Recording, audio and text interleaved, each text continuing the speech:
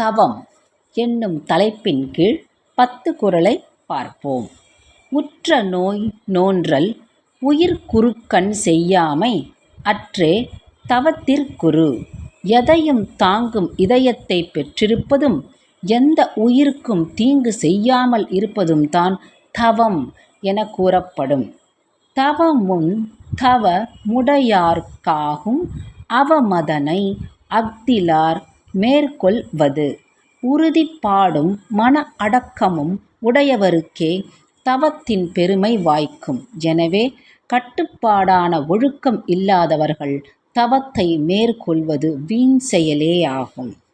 துறந்தார்க்குத் துப்புரவு வேண்டி மறந்தார்கொன் மற்றை எவர்கள் தவம்.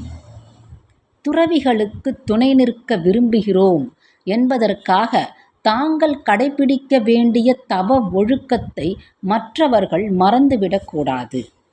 ஒன்னார் தெறலும் உவந்தாரை யாக்களும் எண்ணின் தவத்தான் வரும்.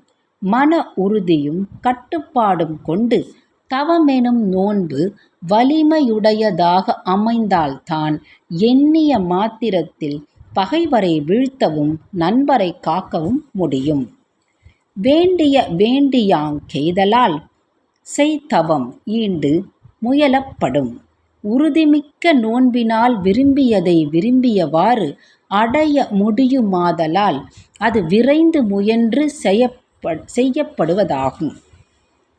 தவம் செய்வார் தங்கருமஞ் செய்வார் மற்றல்லார் அவஞ்செய்வார் ஆசையுட்பட்டு. அடக்கமும் அன்பு நெறியும் துன்பங்களை தாங்கும் பொறுமையும் வாய்ந்த தவம் மேற்கொண்டவர்கள் மட்டுமே தமது கடமையை செய்பவர்கள். அதற்கு மாறானவர்கள் ஆசையால் அலைக்கழிக்கப்பட்டு வீணான செயல்களில் ஈடுபடுவார்கள். சுடச்சுடரும் பொன்போல் ஒளிவிடுந் துன்பஞ் சுடச்சுட நோற்கிற்பவர்க்கு.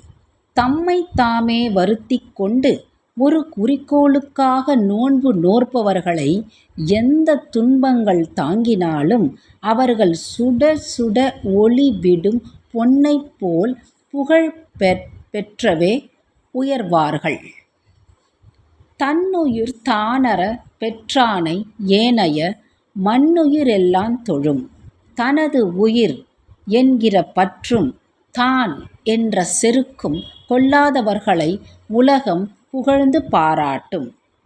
கூற்றங் குதித்தலுங் கைகூடும் நோற்றலின் ஆற்றல் தலைப்பட்டவர்க்கு. எத்தனை துன்பங்கள் வரினும் தாங்கி குறிக்கோளில் உறுதியாக நிற்கும் ஆற்றலுடையவர்கள் சாவையும் வென்று வாழ்வார்கள்.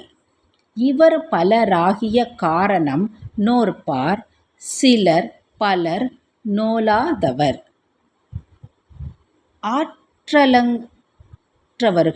ஆற்றலற்றவர்கள் பலராக இருப்பதற்குக் காரணம் மன உறுதி கொண்டவர் சிலராக இருப்பதும் உறுதியற்றவர் பலராக இருப்பதும் தான்.